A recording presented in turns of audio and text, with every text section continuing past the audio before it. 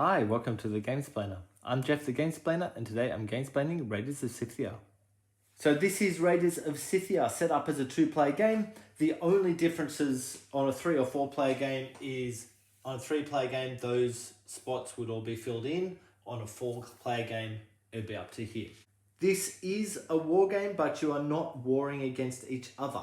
On your turn, you have two choices. You either work, which is the spaces in the top, or you raid, which is the spaces further down the board.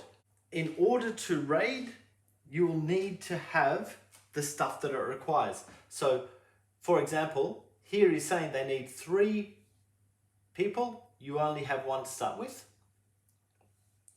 For food, you only have 1 to start with. As you get further down the board, they're also looking for how many of these that you have. So this one's looking for 1, this one's looking for 2. Once you have the appropriate number of goods and the appropriate color of meeple is doing the attack, or that one there, you will be placing the meeple that you have. So this is a blue meeple, it can only go for one of these top 2. Imagine that I had all the appropriate stuff. You place the meeple and roll the dice that are listed in that top left. The further down, the more dice that you will be rolling. For each card, so there's 2 cards attached to each location. For each card that has gold on it, you'll have to roll 1 of these dice. So if I was to be attacking over here, I'd be rolling 2 of the gold dice. Anywhere else on the board at the moment, I'd be only doing 1. If that's what a location looks like, I would still only be rolling 1 gold die because there's gold on only 1 of the locations. I roll these dice, add up the number, so I've got a 3 there. I then add also the numbers on the top of my cards. So I've got a 4, so that's a 7, which is less than 10. So I would take 2 hits. I would get all the stuff that's on the tile. So I get those things, or I could choose to take the other one. I would take 2 hits, which are these blood drops. I would also take 1, 2, 3, 4 more. So in essence, I'd be taking this many hits. These hits are then placed onto the cards that I have. If I had multiple cards, for example, I might be able to do that, which means that his strength is now 1, not 4. If I were to put 1 there, then this character has died. As I then take all of those different elements into my own goods storage, flick that one over and take the meeple that was sitting above there. If I had rolled or gained a 10 attack or more, I would take 2 points instead of these 2 hits, but I would still take the 4 hits that were down here. Taking 2 points would be up on this track. The winner of the game is the person who's the furthest around that track at the end of the game. Please notice that there are points for these goods that are taken. There are not, however, points for any of the main supply of goods. The other thing you need to remember is that you can have a maximum of 8 coins or food or kumis or cards in your hand as well. So that's the raiding portion of the game. However, you need to get some stuff in order to be able to do the raiding portion of the game. That's where this top part of the board comes in, and this is actually the majority of the game. That is where the points come from, but you need to do this to be able to do all of that. So the way this game plays is on your turn, you'll take your meeple, because you only have 1, and you'll pick one of the open locations. Notice these 2 locations can only be picked with a grey or red meeple. So to start with, you only have these 3 options. If you go there, the barracks, you can play one of the cards out of your hand into your lineup of people that can attack in future rounds. But it's going to cost the amount of money on that top left-hand side. So for example, he might put him down because he has 3 coins to start with, and that costs 3 coins. What he's now done is he has updated his strength by another 3. Once you have placed your guy down, you then need to pick up one of the other 3 that are available and you are now releasing one of the other locations. The other thing that he could have done just here is he could spend one of these guys, the Cumus, to release two of these from a previous battle. So if this had been sitting on him, he could have spent that Cumus to take those two off, and now he's back to full battle ready. Moving along, the Silversmith. So if he plays in the Silversmith with a blue meeple, he's gaining 3 money. If he plays the Silversmith with a grey or red meeple, he's only gaining 2 more money. Gain 3 money, and moving on, once again, he needs to take one of the meeples. If he goes to the farm, he's gaining 2 more food. If you do that with a red meeple, you're gaining 3 more food. And once again, replace the meeple with one of the others. Town Centre.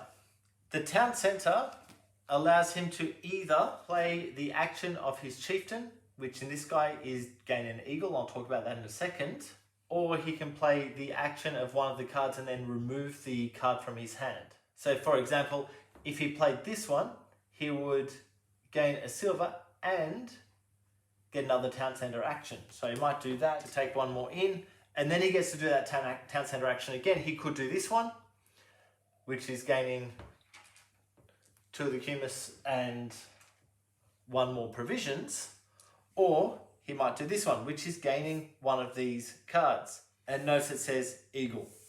So it's the top part of one of these cards if he wishes. When you gain an eagle, and I'll talk about this a little bit more in a second when I get across to the stables, but when you gain an eagle, you're placing it at the top of your board above one of your other cards, not above your chieftain. And then flick another card out. And I'll talk about what that action does in a moment when I get up to those cards. If he were to go to the meeting tent, he would gain 2 more cards into his deck, or he could gain just 1 card and 2 Cumus. Then take another one. And then the market is he can spend one of the cards to get 2 money, or he could spend 2 cards to be able to gain one of these 2 pieces of goods, so same stuff that can be picked up down the bottom. Now, if he has a grey or a red meeple, he can do one of these 2 actions. The top action allows him to spend 2 coins to add an eagle in above one of his spots. So say, for example, he does that. What do the eagles do? I'm glad you asked.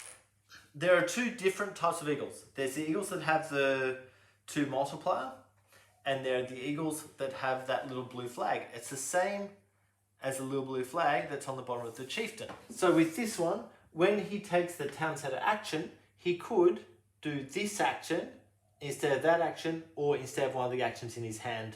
And it just means that this action is available without having to get rid of the card. This means that he gets double of that. So when this one's attacking Greece or raiding Greece, he takes 2 less wounds. With that eagle, he takes 4 less wounds. The other thing you could choose to do at the stables is spend one of the grey hex pieces to take a horse. The horse goes in at the bottom, and once again, it goes in underneath one of the 5 things available.